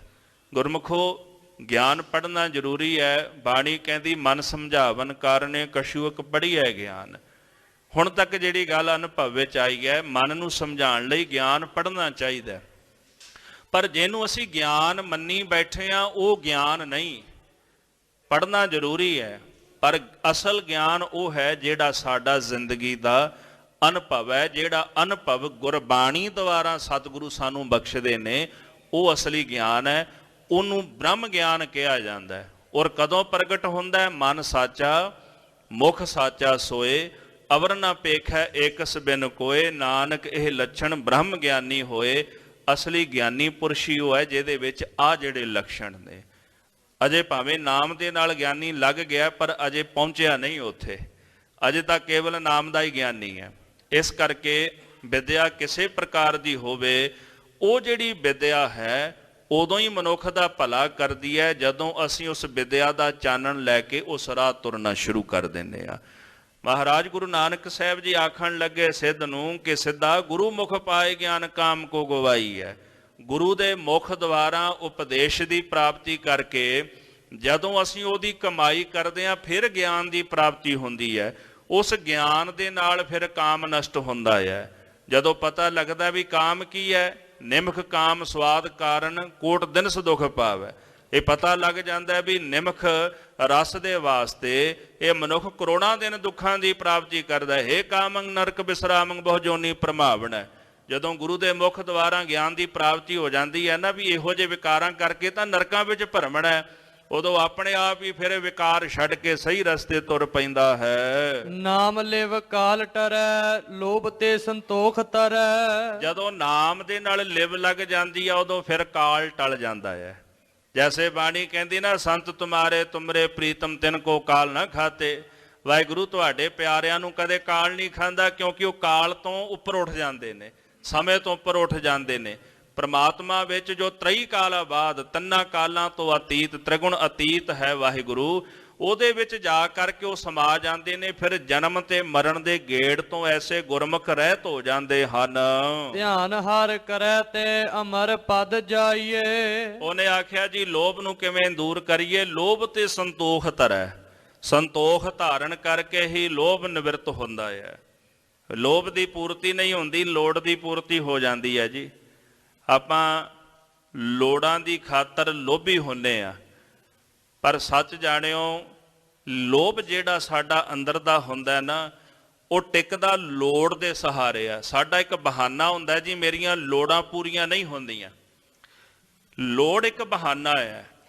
ਲੋਭ ਜਿਹੜਾ ਹੈ ਉਹ ਅਸੀਮਤ ਹੁੰਦਾ ਹੈ, ਲੋੜ ਸੀਮਤ ਹੁੰਦੀ ਹੈ। ਲੋੜ ਪੂਰੀ ਹੋ ਸਕਦੀ ਹੈ, ਲੋਭ ਪੂਰਾ ਨਹੀਂ ਹੋ ਸਕਦਾ।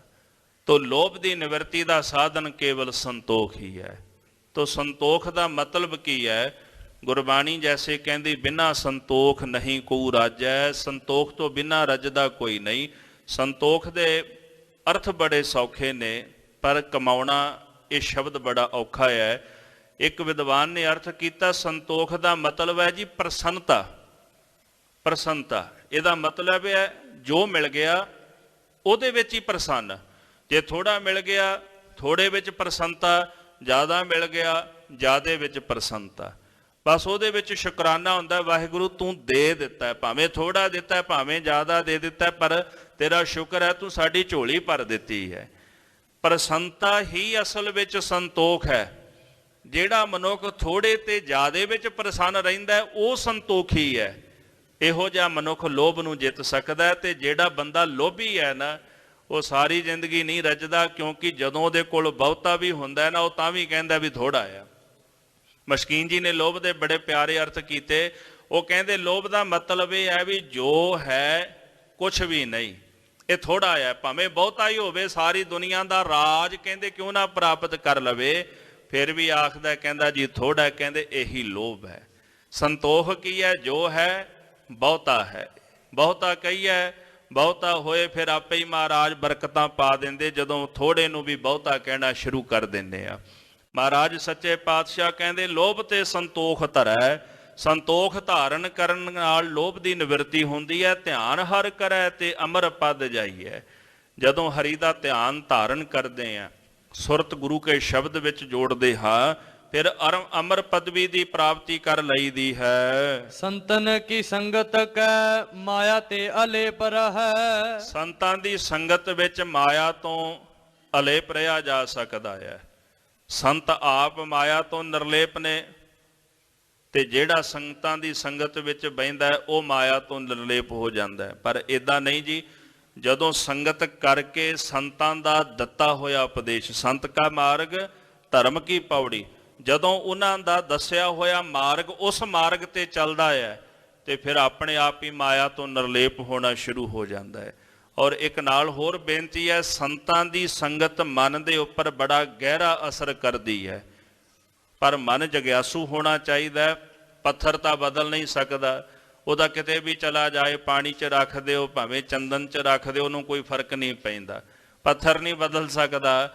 ਜੇ ਅੰਦਰ ਜਗਿਆਸੂ ਵਾਲੀ ਬਿਰਤੀ ਹੈ, ਸਾਡੇ ਅੰਦਰ ਜਗਿਆਸਾ ਹੈ, ਫਿਰ ਅਸੀਂ ਜਦੋਂ ਉਹਨਾਂ ਦੀ ਸੰਗਤ ਵਿੱਚ ਜਾ ਕੇ ਬਹਿੰਦੇ ਹਾਂ, ਫਿਰ ਕਿਤੇ ਜਾ ਕੇ ਰੰਗ ਲੱਗਦਾ ਹੈ। ਮਹਾਰਾਜ ਸੱਚੇ ਪਾਤਸ਼ਾਹ ਕਹਿੰਦੇ ਸੰਤਾਂ ਦੀ ਸੰਗਤ ਵਿੱਚ ਬਹਿ ਕੇ ਮਾਇਆ ਤੋਂ ਨਿਰਲੇਪ ਹੋ ਜਾਈਦਾ ਹੈ। ਬਿਖੈ ਬਿਖ ਜਾਣ ਕੈ ਹਿਰਦੈ ਤੇ ਬਿਸਾਰੀਏ। ਵਿਕਾਰਾਂ ਨੂੰ ਜ਼ਹਿਰ ਰੂਪ ਜਾਣ ਕੇ ਵੀ ਇਹ ਜ਼ਹਿਰ ਹੈ। ਹੁਣ ਜ਼ਹਿਰ ਤੋਂ ਤਾਂ ਹਰ ਕੋਈ ਡਰਦਾ ਹੈ ਨਾ, ਜ਼ਹਿਰ ਖਾਣ ਤੋਂ ਹਰ ਬੰਦਾ ਡਰਦਾ ਹੈ, ਅੰਮ੍ਰਿਤ ਤੋਂ ਕੋਈ ਨਹੀਂ ਡਰਦਾ। ਸਤਿਗੁਰੂ ਕਹਿੰਦੇ ਇਨ ਬਿਨ ਇਸੇ ਤਰ੍ਹਾਂ ਵਿਕਾਰਾਂ ਨੂੰ ਜ਼ਹਿਰ ਰੂਪ ਕਰਕੇ ਜਾਣਨਾ ਕਿ ਜੇ ਇਹ ਵਿਕਾਰ ਅਸੀਂ ਗ੍ਰਹਿਣ ਕਰਾਂਗੇ ਨਾ, ਸਾਡੀ ਆਤਮਿਕ ਮੌਤ ਹੋ ਜਾਏਗੀ। ਜਦੋਂ ਵਿਕਾਰਾਂ ਨੂੰ ਜ਼ਹਿਰ ਰੂਪ ਕਰਕੇ ਜਾਣਾਂਗੇ, ਆਪਣੇ ਆਪ ਹੀ ਇਹਨਾਂ ਦਾ ਤਿਆਗ ਕਰ ਦਿਆਂਗੇ। ਇਸ ਤਰ੍ਹਾਂ ਉਹਨਾਂ ਨੂੰ ਜ਼ਹਿਰ ਰੂਪ ਜਾਣ ਕੇ ਤਿਆਗੀਦਾ ਹੈ। ਭਾਉ ਸੋ ਭਗਤ ਹੈ ਉਤਮ ਜੁਗਤ ਵੜੀ। ਮਹਾਰਾਜ ਜੀ ਕਹਿੰਦੇ ਜਿਹੜੀ ਪ੍ਰੇਮਾ ਭਗਤੀ ਕਰਨੀ ਹੈ ਨਾ ਕਾਲ ਪੁਰਖ ਵਾਹਿਗੁਰੂ ਪਰਮੇਸ਼ਰ ਦੀ, ਇਹ ਸਭ ਤੋਂ ਉੱਤਮ ਹੈ, ਸਭ ਤੋਂ ਵੱਡੀ ਜੁਗਤੀ ਹੈ। ਜਿਹੜਾ ਪ੍ਰੇਮਾ ਭਗਤੀ ਨਾਲ ਅੰਦਰੋਂ ਭਰ ਜਾਏ, ਸਾਰੇ ਰੰਗ ਉਹਦੇ ਅੰਦਰ ਭਰੇ ਜਾਂਦੇ ਨੇ। ਪ੍ਰੇਮ ਇੱਕ ਹੈ ਹੀ ਇਹੋ ਜਿਹਾ ਮਾਰਗ, ਪਰਮੇਸ਼ਰ ਦਾ ਪ੍ਰੇਮ ਜਿਨ੍ਹਾਂ ਦੇ ਹਿਰਦੇ ਵਿੱਚ ਭਰ ਜਾਂਦਾ ਹੈ, ਸਾਰੇ ਗੁਣ ਉਹਨਾਂ ਦੇ ਹਿਰਦੇ ਦੇ ਵਿੱਚ ਆ ਜਾਂਦੇ ਨੇ। ਪ੍ਰੇਮੀ ਦਾ ਰੰਗ, ਉਹਦੀ ਜੁਗਤੀ, ਉਹਦੇ ਜਿਉਣ ਦਾ ਢੰਗ ਹੀ ਦੁਨੀਆ ਨਾਲੋਂ ਬੜਾ ਵੱਖਰਾ ਹੁੰਦਾ ਜਿਹੜੇ ਵਾਹਿਗੁਰੂ ਦੇ ਪ੍ਰੇਮੀ ਹੁੰਦੇ ਨੇ। ਠੀਕ ਹੈ, ਜਗਤ ਵਿੱਚ ਸਤ ਸੰਗੀ ਵੀ ਨੇ, ਸਾਧਨਾ ਕਰਨ ਵਾਲੇ ਸਾਧੂ ਸਾਧਕ ਵੀ ਹਨ ਜਗਤ ਦੇ ਅੰਦਰ, ਵੱਖਰੇ ਵੱਖਰੇ ਫਿਰਕੇ ਨੇ ਜਗਤ ਦੇ ਅੰਦਰ, ਪਰ ਜਿਹੜਾ ਪ੍ਰੇਮੀ ਦਾ ਜੀਵਨ ਹੁੰਦਾ ਨਾ, ਉਹ ਬਿਲਕੁਲ ਵੱਖਰਾ ਹੁੰਦਾ ਹੈ। ਜਦੋਂ ਆਪਾਂ ਬਾਬਾ ਫਰੀਦ ਸਾਹਿਬ ਜੀ ਦੇ ਸ਼ਲੋਕ ਪੜ੍ਹੀਏ, ਔਰ ਇੱਕ ਵੱਖਰਾ ਹੀ ਰੰਗ ਉਹਨਾਂ ਦੇ ਸ਼ਲੋਕਾਂ ਵਿੱਚੋਂ ਨਜ਼ਰ ਹੀ ਪੈਂਦਾ ਹੈ। ਗੁਰੂ ਅਰਜਨ ਦੇਵ ਮਹਾਰਾਜ ਜੀ ਦੀ ਬਾਣੀ ਪੜ੍ਹੀਏ, ਇੱਕ ਵੱਖਰਾ ਹੀ ਰੰਗ ਉਸ ਬਾਣੀ ਵਿੱਚੋਂ ਸਾਨੂੰ ਦਿਖਾਈ ਦਿੰਦਾ ਹੈ। ਗੁਰੂ ਰਾਮਦਾਸ ਮਹਾਰਾਜ ਜੀ ਦੇ ਬੋਲ ਪੜ੍ਹੀਏ, ਇੱਕ ਵੱਖਰਾ ਹੀ ਆਨੰਦ ਉਹਦੇ ਵਿੱਚੋਂ ਦਿਖਾਈ ਦਿੰਦਾ ਹੈ। ਔਰ ਰਵਿੰਦਰਨਾਥ ਟੈਗੋਰ ਨੇ ਇੱਕ ਗੱਲ ਲਿਖੀ ਜੀ, ਉਹ ਕਹਿੰਦੇ ਦੁਨੀਆ ਦੇ ਵਿੱਚ ਲੋਕ ਪ੍ਰੇਮੀਆਂ ਦੀ ਗੱਲ ਕਰਦੇ ਨੇ, ਕਹਿੰਦੇ ਹੁਣ ਤੱਕ ਸਾਰੇ ਸੰਸਾਰ ਦੇ ਇਤਿਹਾਸ ਨੂੰ ਫੋਲ ਕੇ ਮੈਂ ਦੁਨੀਆ ਵਿੱਚੋਂ ਇੱਕੋ ਹੀ ਰੱਬ ਦਾ ਪ੍ਰੇਮੀ ਲੱਭਿਆ, ਉਹ ਪੰਜਵੇਂ ਪਾਤਸ਼ਾਹ ਗੁਰੂ ਅਰਜਨ ਦੇਵ ਮਹਾਰਾਜ ਨੇ, ਜਿਨ੍ਹਾਂ ਨੇ ਤੱਤੀ ਲੋਹ ਦੇ ਉੱਤੇ ਬਹਿ ਕੇ ਵੀ ਅਕਾਲ ਪੁਰਖ ਦਾ ਸ਼ੁਕਰਾਨਾ ਕੀਤਾ, ਜਿਨ੍ਹਾਂ ਤੱਤੀ ਲੋਹ ਤੇ ਬਹਿ ਕੇ ਵੀ ਆਖਿਆ ਵਾਹਿਗੁਰੂ ਤੇਰਾ ਕੀਆ ਮੀਠਾ ਲਾਗੈ, ਹਰ ਨਾਮ ਪਦਾਰਥ ਨਾਨਕ ਮੰਗੈ। ਕਹਿੰਦੇ ਦੁਨੀਆ ਦੀ ਹਿਸਟਰੀ ਵਿੱਚੋਂ ਇਹੋ ਜਿਹਾ ਮੈਨੂੰ ਪ੍ਰੇਮੀ ਕੋਈ ਨਹੀਂ ਲੱਭਿਆ ਜਿਹੜਾ ਤੱਤੀ ਲੋਹ ਤੇ ਬਹਿ ਕੇ ਵੀ ਰੱਬ ਦਾ ਸ਼ੁਕਰਾਨਾ ਕਰਦਾ ਹੋਵੇ।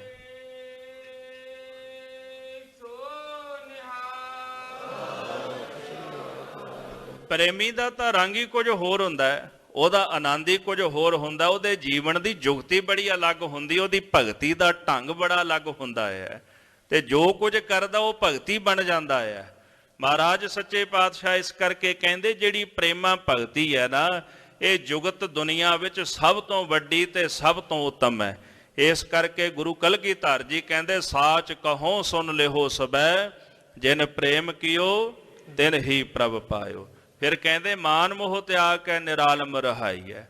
ਮਾਨ ਤੇ ਮੋਹ ਦੋਨਾਂ ਦਾ ਤਿਆਗ ਕਰਕੇ ਸੰਸਾਰ ਤੋਂ ਨਿਰਾਲਮ, ਨਿਰਾਲਮ ਦਾ ਭਾਵ ਨਿਰਾਲੇ ਹੋ ਕਰਕੇ ਰਹੀਦਾ, ਅਤੀਤ ਹੋ ਕਰਕੇ ਰਹੀਦਾ ਹੈ। ਸਵਈਆ ਸੰਗਰ ਸ਼੍ਰੋਣ ਸੁਨੇ ਸ਼ੁਭ ਬੈਨ, ਭਈ ਮਨ ਚੈਨ ਸੁਮੇਰ ਸਦਾਇਓ। ਸੰਗਰਨਾਥ ਨੇ ਜਦੋਂ ਬੋਲ ਸੁਣੇ ਮਨ ਵਿੱਚ ਚੈਨ ਪੈਦਾ ਹੋ ਗਿਆ, ਹਿਰਦੇ ਵਿੱਚ ਟਿਕਾ ਬਣ ਗਿਆ। ਆਇਆ ਤਾਂ ਬੜੇ ਕ੍ਰੋਧ ਨਾਲ ਸੀ, ਪਰ ਗੁਰਬਾਣੀ ਕਹਿੰਦੀ ਸੁਣ ਕਰ ਬਚਨ ਤੁਮਾਰੇ, ਸਤਿਗੁਰ ਮਨ ਤਨ ਮੇਰਾ ਠਾਰ ਥੀਓ। ਮਹਾਰਾਜ ਦੇ ਬੋਲ ਸੁਣ ਕੇ ਅੰਦਰ ਠੰਡ ਵਰਤ ਗਈ, ਨਿਮਰਤਾ ਆ ਗਈ, ਹਿਰਦੇ ਦੇ ਸ਼ੰਕੇ ਨਿਵਰਤ ਹੋ ਗਏ ਤੇ ਸ਼ਮੇਰ ਪਰਬਤ ਤੇ ਸੰਗਰਨਾਥ ਚਲਾ ਗਿਆ ਹੈ। ਆਇਓ ਸੰਭਾਲ ਕਾ ਸਿੱਧ ਤਬੈ, ਗੁਰ ਕੇ ਟਿਗ ਬੈਠ ਕੇ ਵਾਕ ਅਲਾਇਓ। ਸੰਗਰਨਾਥ ਨੂੰ ਵਾਪਸ ਜਾਣ ਕਰਕੇ ਇੱਕ ਸਿੱਧ ਆਇਆ ਜਿਹਦਾ ਨਾਮ ਹੈ ਸੰਭਾਲਕਾ। ਮਹਾਰਾਜ ਗੁਰੂ ਨਾਨਕ ਸਾਹਿਬ ਜੀ ਦੇ ਕੋਲ ਬਹਿ ਕੇ ਉਹਨੇ ਬਚਨ ਆਖੇ ਹਨ। ਕਿਉਂ ਵਿਵਹਾਰ ਤਜਿਓ ਜਗ ਕੋ, ਤੁਮ ਕੈਸੇ ਉਦਾਸੀ ਬਿਖੈ ਮਨ ਲਾਇਓ। ਸੰਭਾਲਕਾ ਸਿੱਧ ਆਖਣ ਲੱਗਾ ਤੁਸੀਂ ਜਗਤ ਦੇ ਵਿਵਹਾਰ ਕਿਉਂ ਛੱਡੇ ਨੇ, ਕਿਉਂ ਤੁਸੀਂ ਜੋਗ ਦੇ ਵਿੱਚ ਉਦਾਸੀ ਵਿੱਚ ਆਪਣਾ ਮਨ ਲਾਇਆ ਹੈ। ਹੋਤ ਨ ਪੂਰਨ ਕਾਜ ਕਬੈ, ਬਿਨ ਜੋਗ ਕਰੈ ਜੋ ਚੋਹ ਉਰ ਪਾਇਓ। ਮਹਾਰਾਜ ਜੋਗ ਤੋਂ ਬਿਨਾਂ ਵੈਸੇ ਕਾਰਜ ਵੀ ਕੋਈ ਪੂਰਨ ਨਹੀਂ ਹੁੰਦਾ। ਸੱਚ ਵੀ ਹੈ ਵੀ ਜੋਗ ਤੋਂ ਬਿਨਾਂ ਕਾਰਜ ਕੋਈ ਪੂਰਨ ਨਹੀਂ ਹੁੰਦਾ, ਪਰ ਜੋਗ ਦਾ ਬੜਾ ਫਰਕ ਹੈ। ਇਸ ਗੱਲ ਨੂੰ ਸਮਝਣ ਦੇ ਵਿੱਚ ਹੀ ਫਰਕ ਹੈ। ਜਿਹਨੂੰ ਸਮਝ ਆ ਗਈ ਉਹ ਤਰ ਗਿਆ, ਜਿਹਨੂੰ ਨਹੀਂ ਆਈ, ਜਿਹੜਾ ਭਰਮ ਦੇ ਵਿੱਚ ਰਹਿ ਗਿਆ ਉਹ ਡੁੱਬ ਗਿਆ। ਤਾਂ ਹੀ ਗੁਰੂ ਨਾਨਕ ਸਾਹਿਬ ਜੀ ਸਿੱਧ ਸੰਗਰਨਾਥ ਨੂੰ ਕਹਿੰਦੇ ਨਾ ਵੀ ਅਸਲ ਦੇ ਵਿੱਚ ਤੇਰਾ ਗੁਰੂ ਜਿਹੜਾ ਹੈ ਨਾ, ਉਹਨੂੰ ਸਮਝ ਨਹੀਂ ਆਈ, ਉਹਨੇ ਤੈਨੂੰ ਸਿੱਖਿਆ ਨਹੀਂ ਦਿੱਤੀ, ਤੇਰੇ ਕੰਨ ਪਾੜ ਕੇ ਮੁੰਦਰਾਂ ਪਾ ਕੇ ਤੈਨੂੰ ਮੂਰਖ ਬਣਾ ਦਿੱਤਾ ਹੈ। ਜੋਗ ਦੇ ਨਾਂ ਤੇ ਤੈਨੂੰ ਮੂਰਖ ਬਣਾ ਦਿੱਤਾ ਉਹਨੇ। ਜੇ ਕਿਤੇ ਆਪ ਉਹਦੇ ਕੋਲ ਚੰਗੀ ਸਿੱਖਿਆ ਹੁੰਦੀ ਤੇ ਤੈਨੂੰ ਚੰਗੀ ਸਿੱਖਿਆ ਦੇ ਦਿੰਦਾ। ਇਸ ਵਾਸਤੇ ਜਿੰਨੀ ਦੇਰ ਤੱਕ ਗੁਰੂ ਪੂਰਾ ਨਾ ਹੋਵੇ ਤੇ ਜੋਗ ਦਾ ਸਹੀ ਮਾਇਨਾ ਪਤਾ ਨਹੀਂ ਲੱਗਦਾ। ਆ ਹੁਣ ਗੁਰੂ ਨਾਨਕ ਸਾਹਿਬ ਜੀ ਦਇਆ ਕਰਕੇ ਜੋਗ ਦਾ ਸਹੀ ਮਾਇਨਾ ਸਮਝਾਉਣ ਲੱਗੇ ਨੇ। ਜਿਹੜਾ ਸੰਭਾਲਕਾ ਸਿੱਧ ਆਖਣ ਲੱਗਾ ਮਹਾਰਾਜ ਜੋਗ ਤੋਂ ਬਿਨਾਂ ਕਾਰਜ ਕੋਈ ਨਹੀਂ ਸਰਦਾ, ਤੇ ਜੋ ਕੁਝ ਚਾਹੀਏ ਜੋਗ ਕਰਕੇ ਪ੍ਰਾਪਤ ਕਰ ਲਈਦਾ ਹੈ। ਹੋਤ ਨ ਪੂਰਨ ਕਾਜ ਕਬੈ, ਬਿਨ ਜੋਗ ਕਰੈ ਜੋ ਚੋਹ ਉਰ ਪਾਇਓ। ਜੋਗ ਤੋਂ ਬਿਨਾਂ ਕੋਈ ਕਾਰਜ ਪੂਰਾ ਨਹੀਂ ਹੁੰਦਾ, ਤੇ ਜੋਗ ਸਾਧਨਾ ਸਾਧ ਕੇ ਜੋ ਚਾਹੀਏ ਹਿਰਦੇ ਚ ਪ੍ਰਾਪਤ ਕਰ ਲਈਦਾ ਹੈ। ਦੋਹਰਾ ਸੁਨ ਬੋਲੇ ਪੰਕਜ ਬਦਨ, ਜਿਹ ਅਲੰਬ ਹੈ ਜੋਗ। ਇਹ ਬਚਨ ਸੁਣ ਕੇ ਜਿਨ੍ਹਾਂ ਦੇ ਨੇਤਰ ਕਵਲ ਵਰਗੇ ਬੜੇ ਸੁੰਦਰ, ਐਸੇ ਗੁਰੂ ਨਾਨਕ ਸਾਹਿਬ ਸੱਚੇ ਪਾਤਸ਼ਾਹ ਜਿਨ੍ਹਾਂ ਦੇ ਨੇਤਰ ਦਇਆ ਦੀ ਸੁਗੰਧੀ ਨਾਲ ਭਰੇ ਹੋਏ ਨੇ, ਪਾਤਸ਼ਾਹ ਨੇ ਸੰਭਾਲਕਾ ਸਿੱਧ ਵੱਲ ਵੇਖਿਆ ਤੇ ਆਖਣ ਲੱਗੇ ਸਿੱਧ ਜੀ ਜੋਗ ਦਾ ਅਸਲ ਵਿੱਚ ਜਿਹੜਾ ਆਸਰਾ ਹੈ, ਸੋਨੀ ਕੀ ਬਿਦ ਸੋ ਗਹਿਓ ਕਬਹਿ ਨਾ ਕਰੋ ਬਿਜੋਗ। ਮਹਾਰਾਜ ਕਹਿੰਦੇ ਜੋਗ ਦਾ ਜਿਹੜਾ ਅਸਲ ਆਸਰਾ ਹੈ ਨਾ, ਮੈਂ ਉਹ ਗ੍ਰਹਿਣ ਕੀਤਾ ਹੈ। ਜੋਗ ਦਾ ਆਸਰਾ ਕੀ ਹੈ? ਪਰਮੇਸ਼ਰ ਦਾ ਨਾਮ। ਨਾਮ ਤੋਂ ਬਿਨਾਂ ਜੋਗ ਹੀ ਨਹੀਂ। ਜੋਗ ਦਾ ਆਖਰੀ ਅਰਥ ਹੈ ਜੀ ਜੁੜਨਾ। ਆ ਸਰੀਰ ਕੀ ਹੈ? ਜੋਗ ਹੀ ਹੈ, ਜੁੜਿਆ ਹੋਇਆ ਨਾ, ਹੱਡਾਂ ਦੇ ਜੋੜਾਂ ਕਰਕੇ ਸਰੀਰ ਜੁੜਿਆ ਹੋਇਆ। ਜੋਗ ਦਾ ਆਖਰੀ ਅਰਥ ਹੀ ਜੁੜਨਾ ਹੈ।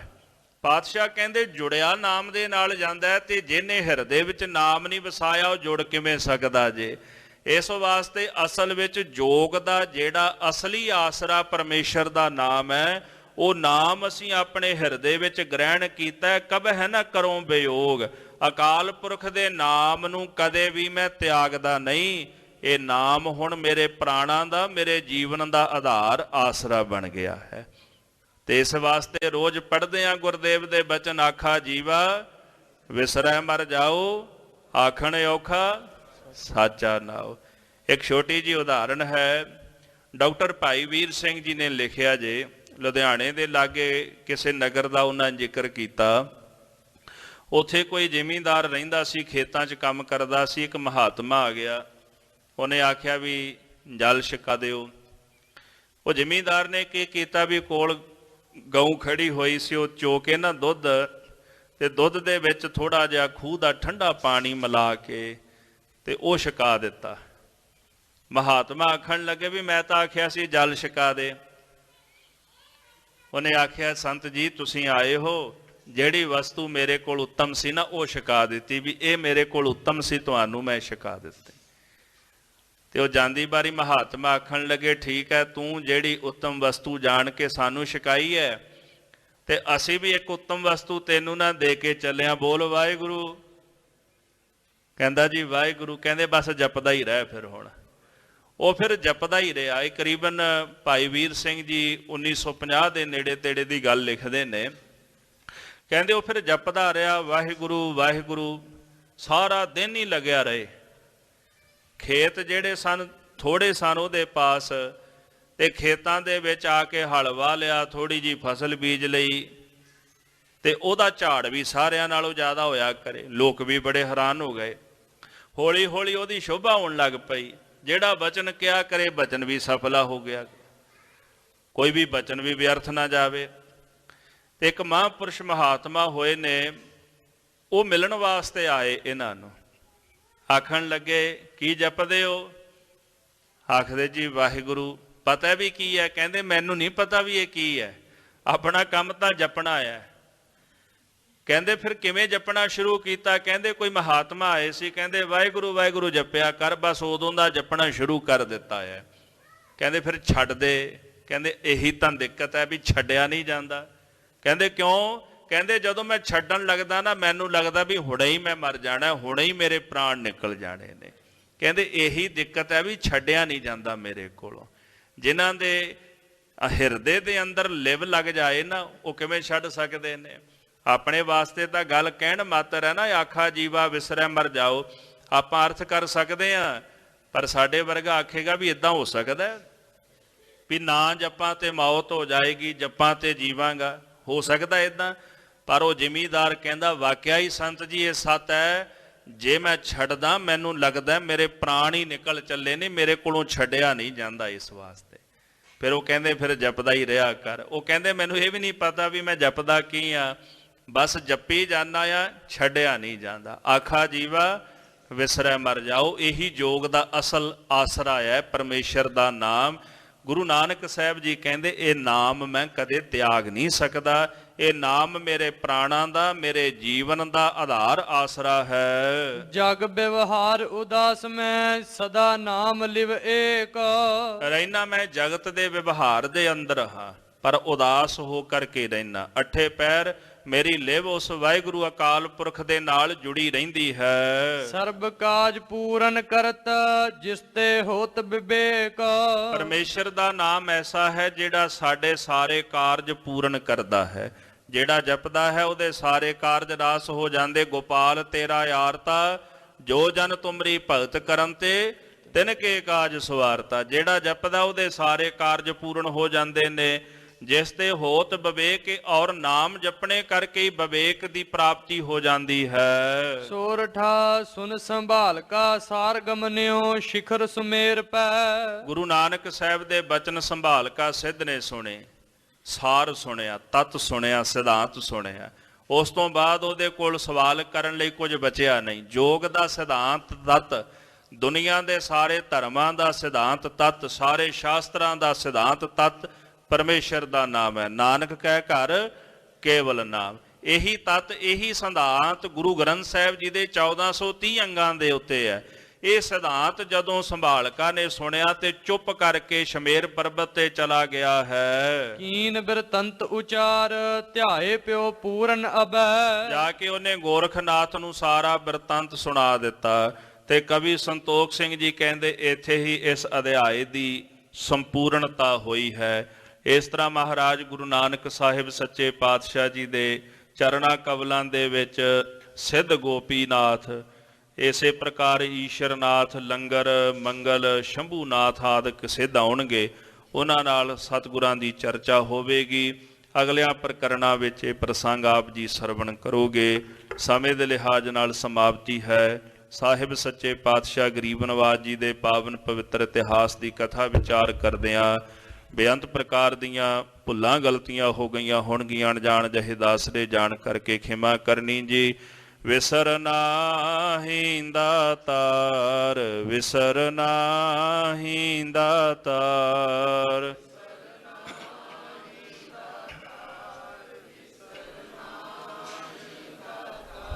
ਆਪਣਾ ਨਾਮ ਦੇਹੋ, ਆਪਣਾ ਨਾਮ ਦੇਹੋ।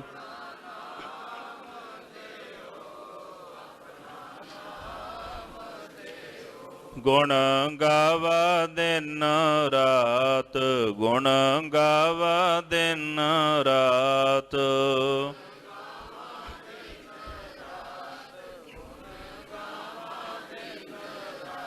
ਨਾਨਕ ਚਾਉ ਇਹੋ, ਨਾਨਕ ਚਾਉ ਇਹੋ।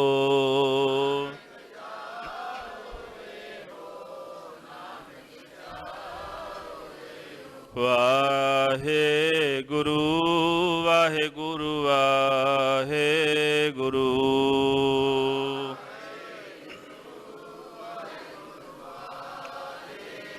ਵਾਹਿਗੁਰੂ ਵਾਹਿਗੁਰੂ ਵਾਹਿਗੁਰੂ।